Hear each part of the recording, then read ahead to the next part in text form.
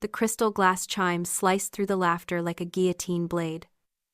We were at the Vintners Reserve in Napa Valley, surrounded by $300,000 worth of white roses and ego. My father Robert stood up. He looked the part of the benevolent patriarch, flush with expensive Cabernet. He raised his hand. "Grace has a special gift," he boomed. "She has generously agreed to sign over the deed to her $4.5 million Aspen chalet to Chloe.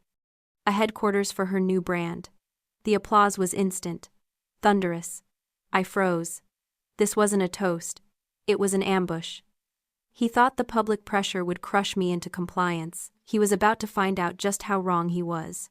Before we see if Grace hands over the keys or burns the whole place down, drop a comment below. Where are you listening from right now? I love seeing how global our community of survivors is. I didn't tremble. I didn't look for an exit. I simply stood up. The applause died in throats, strangled by the sudden absolute silence of the room. 200 faces turned toward me expecting a speech, a tearful acceptance, the submission of the good daughter. Instead, I gave them the truth. "No," I said. My voice wasn't loud, but in that breathless room, it carried like a gunshot. "The Aspen Chalet is not a gift. It is my property. I paid for it, and I am not signing it over to anyone." For a second, the only sound was the wind rushing through the vineyard. My father's face went from flush to a deep violent purple. He looked at his friends, his investors, the wealthy peers he was trying so desperately to impress with his generosity. I had just stripped him naked in front of them. He didn't see a daughter standing there. He saw a rebellious asset that needed to be liquidated. "You ungrateful little," he snarled, abandoning the microphone. He moved fast for a man his age, fueled by rage and the expensive wine I had paid for. He didn't come to argue. He came to punish. Before I could step back, his hand connected with my chest. It wasn't a slap. It was a shove, violent and clumsy, followed by the heavy swing of his other hand holding the wine bottle. The glass didn't break, but my balance did. I stumbled backward. My heel caught the edge of the silk runner. The last thing I saw was the horrifying indifference in my mother's eyes, before my head cracked against the corner of the heavy oak banquet table. Then the chandeliers spun into a blur of crystal and darkness. When I opened my eyes, the smell of roses was gone, replaced by the sharp chemical sting of antiseptic. The soft amber lighting of the reception had traded places with the aggressive humming fluorescence of an emergency room. My head throbbed with a rhythm that felt like a hammer striking an anvil. I touched my forehead and felt the rough texture of gauze. A nurse was adjusting an IV bag next to me. She looked tired. "You are awake," she said softly. "You took a nasty fall. Police are in the hallway if you want to talk to them." I stared at the ceiling tiles, counting the little dots to keep my mind from fracturing. Police. That meant it was real. That meant my father Robert had physically assaulted me because I refused to be robbed. I closed my eyes, and the ledger of my life began to unroll in my mind. Why, just 3 weeks ago I had wired $85,000 to the wedding planner to cover the venue, the flowers, the very wine my father had been drinking. It is a phenomenon I call the survivor's invisible chain. It is a psychological trap where you stand in a cage with the door wide open, yet you never walk out. You don't leave because you have been conditioned to believe that the price of freedom is isolation. You believe that if you just pay one more bill, fix one more crisis, or absorb one more insult, you will finally purchase their love. You think you are investing in a relationship, but really, you are just paying rent in a prison they built for you. I had built a career designing high-stakes software architecture for defense contracts. I dealt with logic, structural integrity, and fail-safes. Yet, in my personal life, I had allowed my structural integrity to be compromised by a sister who listed her occupation as lifestyle curator, and a father who viewed me as nothing more than a venture capital fund for his golden child. Chloe needed the Aspen house because it fit her aesthetic. She needed a winter content headquarters. She had written a 3-page business plan in crayon and glitter, and my father had called it genius. I had built that house with 10 years of 80-hour weeks and sleepless nights. It was my sanctuary. It was the one place where I wasn't Grace, the provider, or Grace, the scapegoat. I was just Grace. And he had tried to take it. Not with a request, but with a public execution of my boundaries. I touched the bandage again. The invisible chain had finally snapped. It didn't break because I was brave. It broke because he hit me. The physical violence had shattered the illusion that this was a family. It wasn't a family. It was a parasite and a host. And the host was done feeding them. My phone was vibrating on the metal tray table. I picked it up. The screen was cracked, a spiderweb of glass over the display, but I could still read the notifications stacking up. They weren't asking if I was okay. They were demanding I fix the scene I had caused. Panic is a structural failure. I don't allow structural failures. I accessed my contact list and scrolled past my family. I found the one number I never used for personal matters. Marcus. My CEO. The doctor's hands were steady as he tied the final knot of the stitch just above my hairline. 6 stitches. A permanent reminder carved into my skin because I had dared to claim ownership of my own life. He stepped back, stripping off his latex gloves with a snap that echoed in the small room. "You are lucky," he said, his voice devoid of the warmth I desperately needed. Another inch to the left and we would be having a very different conversation. He left me alone with the humming fluorescent lights and my vibrating phone. It had been buzzing incessantly against the metal tray table, a frantic, angry insect demanding attention. I finally picked it up. The screen was shattered, a spiderweb of cracks distorting the notifications, but the messages were clear enough. There were no apologies. There was no panic about my health. There was only rage. Chloe had sent 12 texts. The most recent one read, "You ruined my brand launch. Do you have any idea how much work went into that reception? Fix this, now." My mother Stacy had taken a different route. She had gone public. A Facebook notification popped up. She had posted a status update vague enough to be deniable but specific enough to be lethal. It is a tragedy when children forget who sacrificed everything for them. Prayers for our family as we deal with selfishness and greed. I stared at the words, waiting for the tears to come, but the well was dry. Instead, a cold, analytical clarity washed over me. For years I had tried to rationalize their behavior. I had told myself they were just stressed or old-fashioned, or that I was too sensitive. But staring at that screen, I finally saw the equation for what it was. It is a concept I now call the trap of normalized cruelty. To a man like my father, and an enabler like my mother, I was never a separate human being with my own rights and desires. I was an extension of them, an object in their inventory. I was a limb. When your own hand refuses to grasp what you want, you don't negotiate with it. You don't ask it why. You strike it. You punish it until it obeys. His violence in the ballroom wasn't a loss of control. It was a reassertion of ownership. He didn't hit a daughter. He hit a malfunctioning appliance. That realization severed the final nerve of my loyalty. I wasn't a daughter to them. I was an asset. And if I was an asset, I needed to be managed by someone who actually knew my value. I closed the family chat thread and opened my secure contacts. I scrolled past the friends I should have called for comfort and tapped the one name that could turn this nightmare into a tactical operation. Marcus. He answered on the first ring. There was no greeting. No hello. Just his voice low and controlled, radiating the kind of power that makes boardrooms go silent. "Grace," he said. I tried to keep my voice steady, but the adrenaline was crashing. "Marcus, I." "Don't speak," he interrupted. "I have seen the footage. It is everywhere, Grace. Someone live-streamed the speeches. I watched your father strike you. I watched you fall. Are you safe?" "I am at the hospital," I rasped. 6 stitches. "I'm okay." "You are not okay," he said, his tone shifting from concern to something sharper, colder. "And neither is he. But we have a bigger problem. A professional problem." My grip tightened on the phone. "What do you mean?" "The Aspen Chalet," Marcus said, clipping his words.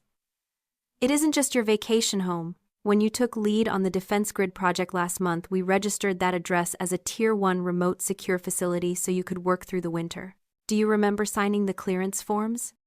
I did. It had seemed like a formality at the time.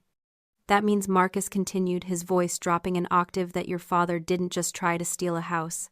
By attempting to coerce the transfer of that deed, and by assaulting the lead architect of a classified government contract, he has committed federal interference. He attempted to compromise a secure asset."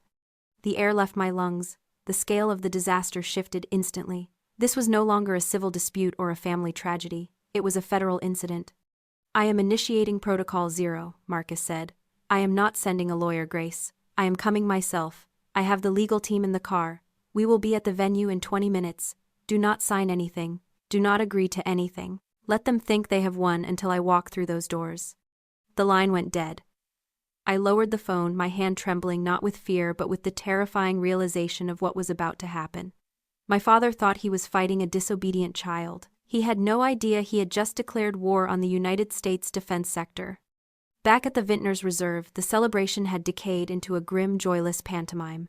The music was still playing, a cheerful string quartet trying desperately to drown out the tension, but nobody was dancing. My father, Robert, was back at the head table nursing his third glass of scotch, convincing himself that he had won.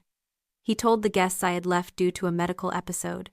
He spun a story about my instability. He thought that because I had left in an ambulance, the problem was gone.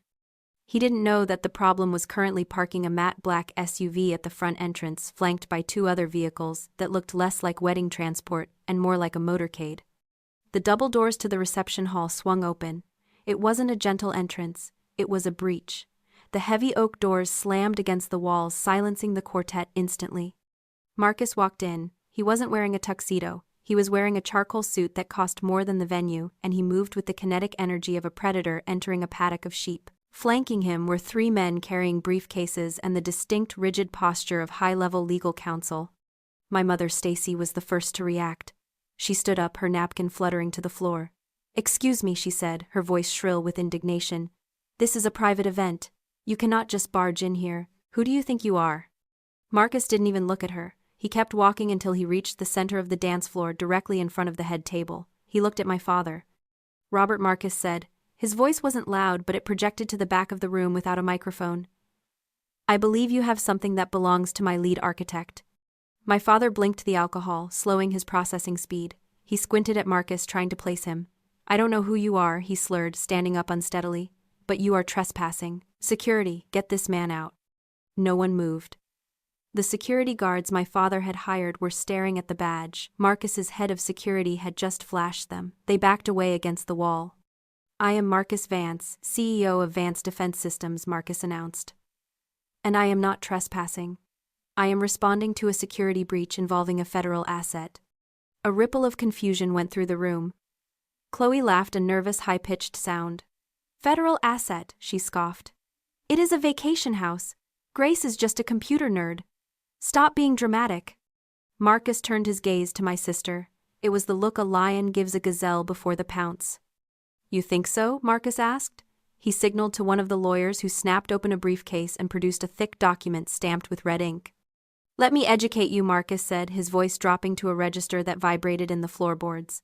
"The property at Aspen Ridge is not a ski chalet.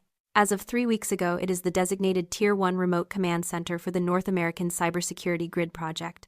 Grace isn't just coding websites. She is building the firewall that protects this country's banking infrastructure." He threw the document onto the table. It slid across the linen, stopping right in front of my father's scotch glass.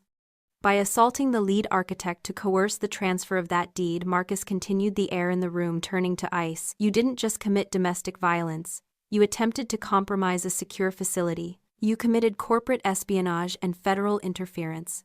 My father's face drained of color, leaving him a pasty grayish white. He looked down at the document. He saw the seals. He saw the classifications. That is ridiculous," Robert stammered, his bravado dissolving into terror. "It is just a house. I am her father." "And that," Marcus said, leaning in close, "is the only reason you are not currently in handcuffs in the back of a federal vehicle. Yet." The room was silent. Dead silent. The kind of silence where careers end and legacies die. But Marcus wasn't done. He hadn't come just to threaten. He had come to dismantle. He nodded to the AV technician in the corner. "Connect the feed," he ordered. My father tried to grab the document, but his hands were shaking too hard. "What are you doing?" he whispered. "I'm showing your friends who you really are," Marcus said. The giant projection screen behind the head table began to lower. It was meant for a montage of Chloe's childhood photos, a curated slideshow of her golden years set to sentimental music. Instead, the screen flickered to life with a stark, grainy feed. It wasn't a wedding video. It was the live stream recording from 20 minutes ago. Marcus didn't just play it. He slowed it down. On a 20-foot screen, every guest in the room watched my father, Robert, lunge across the table. They saw the rage distorting his features, a mask of pure entitlement slipping off to reveal the monster underneath. The speakers, tuned for orchestral music, amplified the sickening thud of the wine bottle connecting with my chest. Then the crack of my skull hitting the table echoed through the hall like a gavel strike. The room gasped as one entity. It was a collective intake of breath that sucked the oxygen out of the ballroom. In the video, my mother stood by watching me fall with the cold indifference of a statue. On the screen, her inaction was magnified, undeniable. "Turn it off!" Stacy shrieked, her voice cracking. "This is private, you are ruining everything." Marcus didn't flinch. "Ruining it?" he asked, his voice calm over the speakers. "I am just balancing the books. Speaking of which." He gestured to the technician. The screen shifted. The violence was replaced by a spreadsheet. It was a forensic accounting of the last 6 months. The text was large enough for the people in the back row to read clearly. Wedding venue deposit, $40,000. Source, Grace. Catering and wine, $30,000. Source, Grace. Flowers, $15,000. Source, Grace. The murmurs in the room turned into a low roar. The wealthy investors my father was trying to impress, the socialites my mother desperately wanted to emulate, they were all reading the receipts. They realized that the man playing the generous patriarch was actually a pauper spending his scapegoat daughter's money. But Marcus had one final slide. "This," he said, pointing to the screen, "is the business plan Chloe submitted to her father for the Aspen House." The document appeared. It wasn't a plan for a brand headquarters, it was a liquidation strategy. Step 1, acquire deed. Step 2, list property for immediate cash sale, below market value. Estimated net, $3.8 million. The silence that followed was absolute. Chloe wasn't building a business, she was cashing out. She was going to sell my life's work for a quick payout to fund her lifestyle. My father stared at the screen, his mouth opening and closing like a fish on a dock. He looked at Chloe. She shrank back, her face pale, caught in the high-definition glare of her own greed. "You lied to me," Robert whispered, his voice trembling. "You said you needed an office." "And you," Marcus cut in, stepping closer to Robert, "didn't care what she needed. You just wanted to take from the one person who actually earned it." Marcus turned to the crowd. He looked at the investors my father had invited. "Gentlemen," he said, "you were considering investing in Robert's firm. I suggest you look at the screen. This is how he manages his assets. This is how he treats his partners. If he will embezzle from and assault his own flesh and blood, what do you think he will do to your capital?" The investors stood up. It was a slow, deliberate movement that signaled the end of my father's career. Robert watched them go, the color draining from his face until he looked like a ghost. He slumped into his chair, a man hollowed out by the truth. My mother, realizing the social currency she had hoarded for decades was evaporating, grabbed the microphone. It was a desperate, clawing attempt to regain control. "She hit her head," she yelled, pointing at the screen. "She is confused. We love her. This is all a misunderstanding." Marcus walked over to her. He didn't take the microphone, he just pressed a button on the console, cutting the audio feed.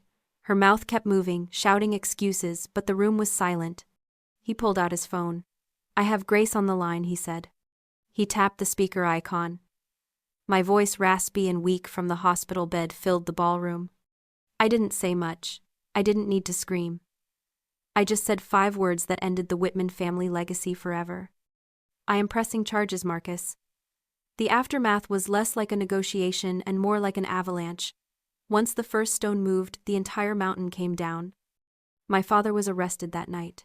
The assault charge was straightforward, but the federal investigation Marcus triggered was a labyrinth that consumed every aspect of his life. His investors didn't just walk away. They sued for breach of fiduciary duty. His assets were frozen. His reputation, built on decades of carefully curated lies, was incinerated in a single news cycle.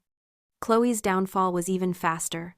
The livestream hadn't just exposed her greed, it had become a meme.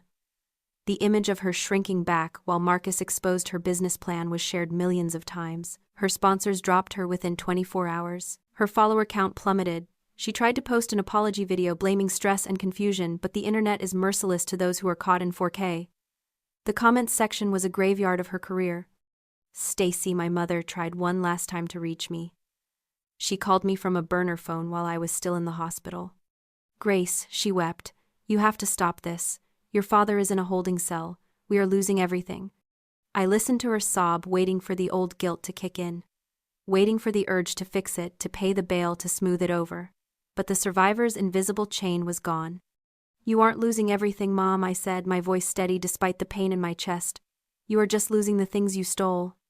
I hung up and blocked the number. 3 days later, I was discharged.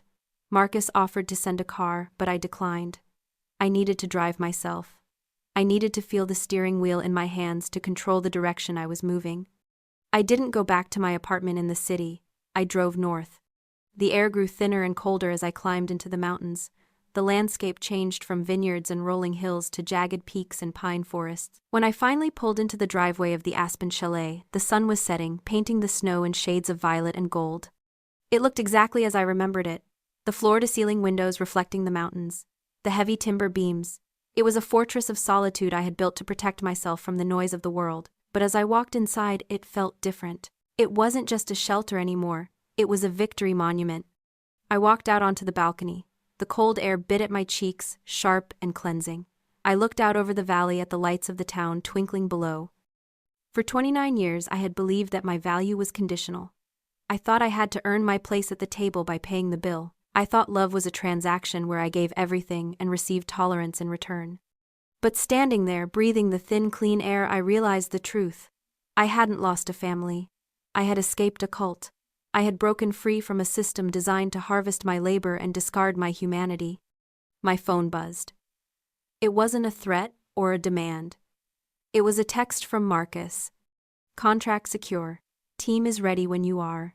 Take your time. I smiled. I had built systems that protected nations. I had designed architectures that withstood cyber warfare. Now finally, I had built a life that could withstand the truth.